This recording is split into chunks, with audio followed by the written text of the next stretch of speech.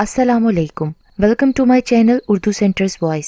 تمام channel updates کے لیے اردو سینٹرز وائس کو سبسکرائب کر کے بیل نوٹیفیکیشن کو آن کر دیں۔ تو آئیے سنتے ہیں آج ایک دوشیزہ پر بیتی پراسرار کہانی۔ 7 سالہ سمد کا یوں اچانک سے پراسرار طور پر غائب ہو جانا ایک بار پھر اہل محلہ کے لیے سخت اذیت اور خوف کا باعث تھا۔ سمد اپنے اسکول سے واپس آتے ہوئے اچانک غائب ہو گیا تھا۔ گلی کے کونے پر پرچون کی چھوٹی سی دکان پر بیٹھے چاچا نے اسے آتے دیکھا تھا۔ اس نے دکان سے کوئی چھالیاں خریدی اور پھر اپنے گھر کی طرف چل دیا، مگر اپنے گھر تک نہ پہنچا۔ اب یوں درمیان کے گھروں تک پہنچ کر غائب ہو جانا کسی معمے سے کم نہ تھا۔ ایسا دوسری بار ہوا تھا۔ ابھی کچھ ماہ پہلے ہی کی بات ہے کہ اس گلی میں رہنے والے ناصر صاحب کے ساتھ بھی ایسا ہی ہوا تھا۔ وہ صبح صبح گھر سے معمول کے مطابق دکان کھولنے کے لیے نکلے۔ محلے کے کچھ لوگوں سے سلام دعا بھی ہوئی، لیکن وہ گلی کے ختم ہونے پر اپنی دکان تک نہ پہنچ پائے اور غائب ہو گئے۔ ایک لڑکا جو ان کے ساتھ دکان پر کام کرتا تھا، جب وہ معمول کے مطابق صبح دکان پر پہنچا تو کیا دیکھتا ہے، دکان بند ہے۔ وہ لڑکا پتہ کرنے جب ناصر صاحب کے گھر گیا تو ان کی بیوی زرینہ نے بتایا کہ وہ تو چابی لے کر نکل گئے ہیں۔ محلے میں شور مچ گیا، سب نے تلاش شروع کر دی، لیکن ناصر صاحب تو نہ جانے کہاں غائب ہو چکے تھے۔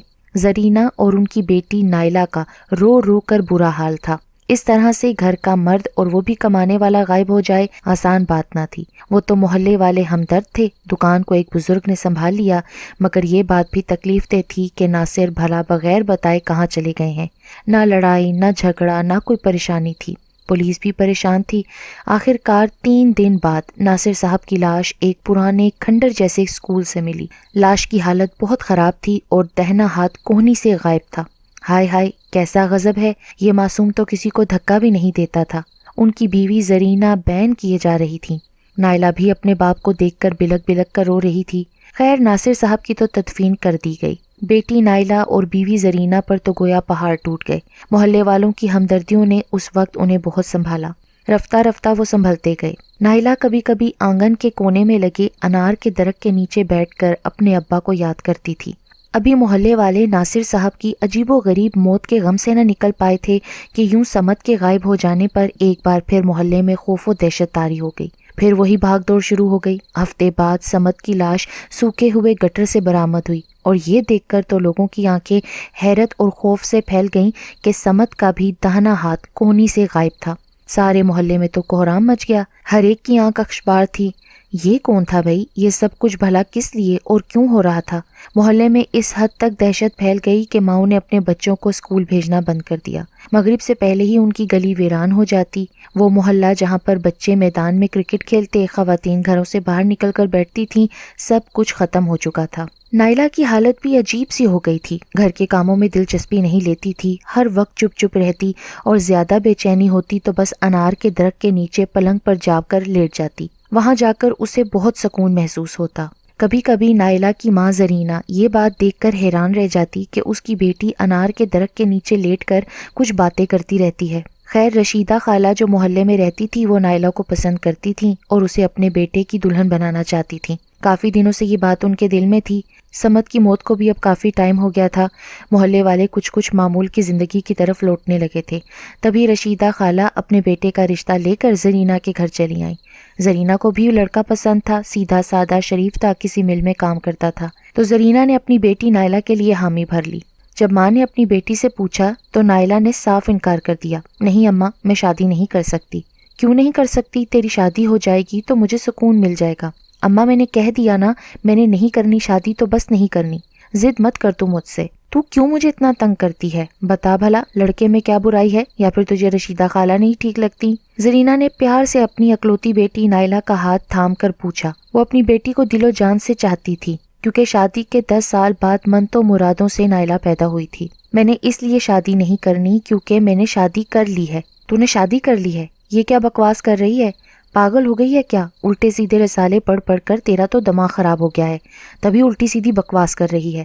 گھر سے باہر نکلتی نہیں ہے اور شادی کر لی ہے۔ خواب دیکھا ہوگا تو نے، چپ کر کے شادی کی تیاری کر لے، اور ہاں، آئندہ ایسی بات نہ کرنا کسی کے سامنے، یہ فضول بیہودہ باتیں ہوتی ہیں۔ تجھ پر تو کہانیوں اور افسانوں کا اثر ہو گیا ہے۔ اماں، یہ تم ٹھیک نہیں کر رہی ہو، پچھتاؤ گی تم، دیکھ لینا۔ ہاں، بڑی آئی 30 مار خان، پچھتاؤں گی میں۔ 2 دن بعد رشیدہ خالہ محلے کے 2-3 افراد کی موجودگی میں نائلہ کو مٹھائی کھلا کر اس کے ہاتھ میں اپنے بیٹے کے نام کا چاندی کا چھلا پہنا کر چلی گئی۔ 2 ماہ بعد نکاح طے ہوا تھا۔ زرینہ بہت خوش تھی جبکہ نائلہ چپ چپ سی تھی۔ دوسرے دن صبح زرینہ نیند سے جاگی تو سارے محلے میں کوہرام مچا ہوا تھا۔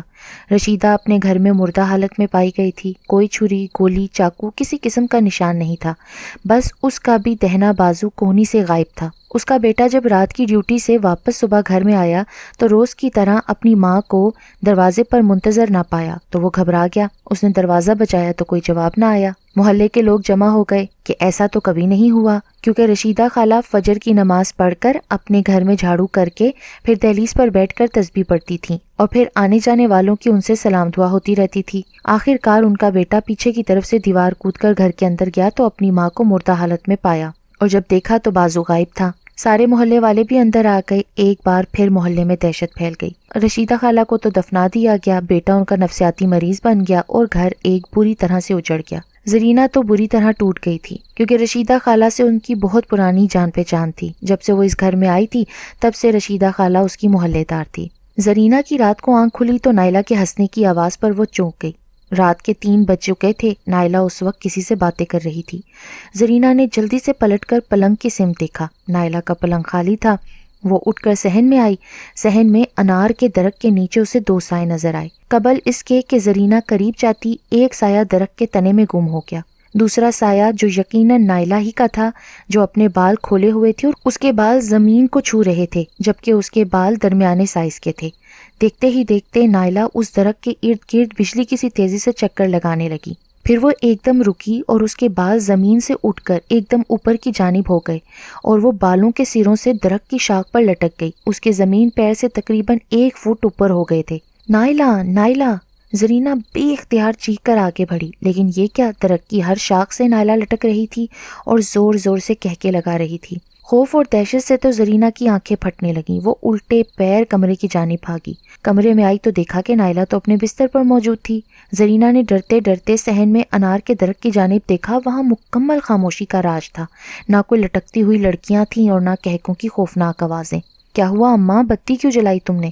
نائلہ تو سو رہی تھی؟ اس کی ماں نے ہکلاتے ہوئے پوچھا۔ اماں تمہیں کیا نظر آ رہا ہے؟ تمہارے بتی جلانے پر ہی تو میں جاگی ہوں۔ اچھا مجھے لگا جیسے تو باہر تھی۔ اماں لگتا ہے نا کہ رشیدہ خالہ کی پراسرار موت نے تمہیں پاگل کر دیا ہے، تبھی تم الٹے سیدھے خواب دیکھ رہی ہو۔ سو جاؤ اور مجھے بھی سونے دو۔ زرینہ اپنے پلنگ پر لیٹ گئی، لیکن جو کچھ اس نے دیکھا اس کی نیند اڑا دینے کے لیے کافی تھا۔ اس نے ایک بار پھر پلنگ کی طرف پلٹ کر دیکھا تو بیٹی معصوم اور سادہ چہرے کے ساتھ سو رہی تھی، مگر کچھ نہ کچھ تو تھا جو یوں محلے میں اموات ہو رہی تھی۔ وہ رات زرینہ نے شدید کرب میں گزاری اور صبح سارا معاملہ کھل کر سامنے آ ہی گیا۔ صبح نائلہ ناشتے سے فارغ ہو کر نہانے چلی گئی۔ زرینہ نے سوچا کافی دن سے اسٹور کی صفائی نہیں ہوئی، تو یہ سوچ کر اس نے اسٹور کا دروازہ کھولا۔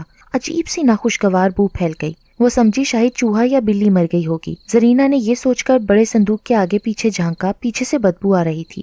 اس قدر غلیظ اور ناخوشگوار بدبو تھی کہ اس کو ابکائیاں آنے لگیں۔ اس نے دیکھا کہ پیچھے پلاسٹک کی تھیلیاں پڑی ہیں۔ جب زرینہ نے آگے بڑھ کر تھیلیاں باہر نکالی تو خوف اور دہشت اس کے بدن میں پھیل گئی۔ ان تھیلیوں میں انسانی ہاتھ تھے جو کافی حد تک سڑ گئے تھے۔ ایک مردانہ ہاتھ تھا، ایک عورت کا اور ایک ننھا سا ہاتھ، یقیناً بچے کا تھا۔ دونوں بڑے ہاتھوں کو تو وہ پہچان گئی، کیونکہ ایک ہاتھ اس کے شوہر کا تھا جس میں باریک چاندی کا چھلا پڑا ہوا تھا۔ دوسرا ہاتھ رشیدہ خالہ کا تھا، کیونکہ ان کی انگلی میں ایک چھوٹا سا چھلا تھا جو ہر وقت وہ اپنی انگلی میں پہن کر رکھتی تھیں، اور یقیناً چھوٹا سا ہاتھ تو سمت کا ہی تھا۔ زرینہ کا دیکھ کر سر چکرانے لگا۔ پیچھے سے نائلہ کے بےہنگم کہکے کی آواز سے زرینہ نے گھبرا کر دیکھا تو اس کے سامنے نائلہ کے کپڑوں میں بے حد خوفناک عورت کھڑی تھی۔ لال لال باہر کو نکلی ہوئی بڑی بڑی خوفناک آنکھیں، سخت تاروں جیسے کھڑے بال، لمبے لمبے دانت اور تیز ناخن۔ نائلہ، نائلہ، یہ کہتے ہوئے زرینہ بے ہوش ہو گئی۔ جب زرینہ کو ہوش آیا تو اپنے اوپر نائلہ کو جھکا ہوا پایا۔ اماں، اماں، تم ٹھیک تو ہو نا؟ نائلہ کی آنکھوں میں آنسو تھے، وہ بہت پریشان تھی۔ نائلہ، نائلہ، تو زرینہ کی آواز تو اس کا ساتھ ہی نہیں دے رہی تھی، خوف اور دہشت کا شکار تھی۔ اماں تم مجھ سے مت ڈرو، میں بہت پیار کرتی ہوں تم سے، میں تم کو سب کچھ بتا دوں گی، مگر تم کو ایک وعدہ کرنا ہوگا کہ تم نے اس بات کا ذکر کسی سے نہیں کرنا۔ اماں میں تمہیں کھونا نہیں چاہتی، بس تم کو میرا ساتھ دینا ہوگا۔ ہم تمہیں کچھ نہیں کریں گے، کچھ نہیں بولوں گی میں تمہیں، بس تم یہ بات کسی کو نہیں بتانا۔ زرینہ غور سے اپنی بیٹی کی وہی معصوم صورت دیکھ رہی تھی جو بچپن جیسی تھی۔ تھوڑی دیر بعد نائلہ نے بولنا شروع کیا، اماں اس انار کے درخت پر جنات کی فیملی کا بسیرا ہے، اور ان میں سے ہی ایک جن سے مجھے اور اسے مجھ سے محبت ہو گئی، کیونکہ جب میں پیدا ہونے والی تھی تو تم نے اس درخت سے بہت سے انار کھائے تھے۔ میں بچپن سے ہی ان لوگوں سے باتیں کرتی ہوں، ان کے ساتھ گھومتی پھرتی ہوں، اور پھر تمہیں یاد ہوگا کہ ایک بار ابا نے انار کا یہ درخت کاٹنے کا ارادہ کیا تھا، حالانکہ میں نے ابا کو منع بھی کیا تھا۔ ابا میری بات نہیں مانے اور انہوں نے کلہاڑی اس کے تنے پر مار دی۔ پھر میں نے شور مچا کر وہ کلہاڑی ابا سے کھینچ لی اور کہا کہ ابا تم مجھ سے پیار کرتے ہو تو تم یہ درخت نہیں کاٹو گے۔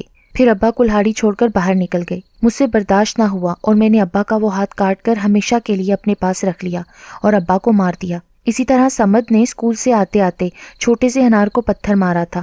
وہ میرا بچہ تھا، ہم نے ابا کی موت کے بعد شادی کر لی تھی۔ مجھ سے برداشت نہ ہوا اور سمد کو بھی میں نے مار کر اس کا ہاتھ کاٹ لیا، اور جب میں نے تمہیں منع بھی کیا پھر بھی تم نے میری شادی طے کر دی، حالانکہ میں نے تمہیں بتایا بھی تھا کہ میں شادی کر چکی ہوں۔ اسی وجہ سے رشیدہ خالہ کا میں نے وہ ہاتھ بھی کاٹ کر انہیں مار ڈالا جس ہاتھ سے انہوں نے مجھے انگوٹھی پہنائی تھی۔ پر اماں میں یہ سب کچھ جان بوجھ کر نہیں کرتی تھی، تم لوگ مجھے غصہ دلاتے تھے نا۔ نائلہ تو یہ کیا بول رہی ہے؟ زرینہ جو دم سادھے سب کچھ سن رہی تھی وہ خوف سے چیخ پڑی۔ اماں دیکھ، مجھ سے مت ڈر، میں تم کو بہت پیار کرتی ہوں، تمہیں کچھ نہیں کر سکتی میں۔ میری بچی تو کس راستے پر چل پڑی ہے، یہ سب کچھ چھوڑ دے میری بچی، میں تیرا علاج کراؤں گی۔ نہیں اماں، یہ سب کچھ ممکن نہیں ہے، میں بہت آگے جا چکی ہوں، واپس لوٹ کر نہیں آ سکتی۔ جیسا چل رہا ہے تو چلنے دے، بس تو کسی کو پتہ نہیں چلنے دے، میں اسی طرح اپنی زندگی گزاروں گی۔ اب میں تجھ سے وعدہ کرتی ہوں کسی کو نقصان نہیں پہنچاؤں گی، لیکن تم بھی کوشش کرنا کہ تم میرے گھر والوں کو نقصان نہ پہنچانا۔ زرینہ نے سوچ لیا تھا کہ اپنی معصوم بیٹی کو اس عذاب سے ضرور نکالے گی، لیکن وہ اس وقت خاموش ہو گئی۔ دوسرے روز زرینہ نے بازار کا بہانہ کیا اور محلے کی مسجد کے پیش امام صاحب سے ملی اور ان کو سب بات بتا دی۔ انہوں نے کہا کہ 2 دن کے بعد وہ کسی عامل کے ساتھ پہنچیں گے، رات کو عامل کو لے کر آئیں گے جب نائلہ سو جائے گی۔ اس رات کو نائلہ نہ جانے کیوں وقت سے پہلے ہی بستر پر جا لیٹی۔ آج نائلہ بہت چپ چپ اور اداس تھی۔ سونے سے پہلے اس نے اپنی ماں کے پیر بھی دبائے تھے اور اس کے ہاتھ تھام کر آنکھوں سے لگائے تھے۔ اس لمحے نائلہ کی آنکھوں میں آنسو تھے۔ اماں میں تمہیں بہت پیار کرتی ہوں۔ میں بھی تجھ سے پیار کرتی ہوں بیٹی۔ اماں میں نے ابا کے ساتھ غلط کیا نا، تو مجھے معاف کر دے نا اماں۔ ہاں ہاں میں نے معاف کر دیا تجھے۔ زرینہ بھی اس کی حالت پر آپ دیدہ تھی، مگر اس کے دل میں خوف اور دہشت بھی تھی۔ نائلہ خود بھی ان سب باتوں سے ناآشنا تھی کہ اس نے جو کچھ بھی کیا تھا وہ اس غیر مرئی طاقت نے اس سے کروایا تھا جو اس پر قابض تھی۔ نائلہ لیٹتے ہی گہری نیند سو گئی۔ ماں کو اطمینان ہو گیا کہ وہ سو گئی ہے۔ مقررہ وقت پر عامل صاحب بھی آ گئے۔ آتے ہی صحن میں لگے انار کے درخت کے پاس حصار کھینچ کر بیٹھ گئے۔ کچھ فاصلے پر زرینہ بھی بیٹھ گئی۔ عامل صاحب آنکھیں بند کر کے کچھ پڑھنے لگے۔ تھوڑی دیر بعد درخت میں ارتعاش پیدا ہونے لگا اور درخت سے کچھ عجیب و غریب آوازیں آنے لگیں۔ رفتہ رفتہ آوازوں کا شور بڑھنے لگا، جیسے کوئی کرا رہا ہو، درد کی وجہ سے تڑپ رہا ہو۔ ان آوازوں میں نائلہ کی آواز بھی نمایاں تھی۔ زرینہ اپنی بیٹی نائلہ کی آواز سن کر تڑپ گئی۔ اس کی آنکھوں میں آنسو آ گئے۔ شور بڑھنے لگا جیسے سارا گھر کسی زلزلے کی زد میں آ گیا تھا۔ زرینہ تو تھر تھر کانپ رہی تھی۔ عامل صاحب کی بتائی ہوئی صورتیں پڑھ رہی تھی۔ درخت زور زور سے ہلنے لگا۔ یکا یک درخت سے ایک بڑا سا انار دھپ سے زمین پر آ گرا۔ اس کے ساتھ ایک درمیانہ انار بھی گرا اور پھر آخر میں ایک ننھا سا انار بھی گر پڑا۔ تینوں انار زمین پر ایسے مچلنے لگے جیسے تڑپ رہے ہوں، ساتھ ہی کراہنے کی آوازیں بھی بڑھ گئیں۔ دفعتاً ہلتا ہوا درخت ساکت ہو گیا، چیخنے کی آوازیں بند ہو گئیں اور تڑپتے مچلتے ہوئے تینوں انار بھی ساکت ہو چکے تھے۔ اور پھر تینوں انار آپس میں اس طرح سے مل گئے جیسے آپس میں جڑے ہوتے ہوں۔ ماحول پر ایک دم سکوت چھا گیا۔ سارا شور، ہنگامہ اور کراہنے کی آوازیں، سب کچھ تھم چکا تھا۔ ماحول میں پراسرار سی خاموشی چھا گئی۔ عامل صاحب نے آنکھیں کھول دیں، ان کے چہرے پر اطمینان تھا۔ جاؤ بی بی، سب کچھ ختم ہو گیا ہے، انہوں نے مطمئن انداز میں کہا تو زرینہ نے اللہ کا شکر ادا کیا۔ عامل صاحب چلے گئے۔ زرینہ کمرے میں آئی تو بیٹی کو بدستور گہری نیند میں دیکھا۔ زرینہ بھی آ کر لیٹ گئی۔ اب اسے ذرا سا بھی خوف محسوس نہیں ہو رہا تھا۔ سوتے ہی اس نے خواب دیکھا۔ اماں اماں، میں نے منع کیا تھا نا کہ ایسا کچھ مت کرنا اماں، تم نے ایسا کیوں کیا؟ تمہیں میرے بچے پر بھی رحم نہ آیا؟ نائلہ بڑی بڑی آنکھوں میں آنسو لیے اس سے سوال کر رہی تھی۔ زرینہ نے گھبرا کر آنکھیں کھولیں۔ اف، کتنا عجیب سا خواب دیکھا میں نے۔ وہ پریشان تھی، بہت رو رہی تھی۔ گھبرا کر پلٹ کر دیکھا تو دیکھ کر اطمینان ہوا کہ نائلہ تو سو رہی ہے۔ یہ دیکھ کر زرینہ دوبارہ سو گئی۔ جب زرینہ کی آنکھ صبح کھلی تو کیا دیکھا، نائلہ مر چکی تھی۔ نہ جانے رات کے کس پہر اس کی موت واقع ہو گئی تھی۔ اس کا تکیہ آنسوؤں سے بھیگا ہوا تھا، چہرے پر آنسوؤں کے نشانات واضح تھے، اور آنگن میں گرنے والا بڑا انار اس کے منہ کے پاس اور چھوٹا اس کے بازو پر رکھا تھا۔ نائلہ نائلہ نائلہ زرینہ پاگلوں کی طرح اس کے بے جان وجود کو جھنجھوڑ رہی تھی۔ زرینہ نے تو اپنی بیٹی کو اس عذاب سے چھٹکارا دینا چاہا تھا، اور نائلہ نے بھی ماں کی محبت کی لاج رکھ لی تھی اور خود بھی محبت پر قربان ہو گئی تھی۔ زرینہ تو اپنے ہوش و حواس کھو چکی تھی۔ محلے والوں نے نائلہ کی تدفین کی اور دیکھنے والوں نے دیکھا کہ نائلہ کفن کے اندر جیسے انار کلی کی طرح خوبصورت اور معصوم سی لگ رہی تھی، اور اس کے قبر کے سرہانے 2 انار رکھے تھے، ایک کافی بڑا اور دوسرا ننھا سا، اور اب وہ انار بالکل سوکھ چکے تھے۔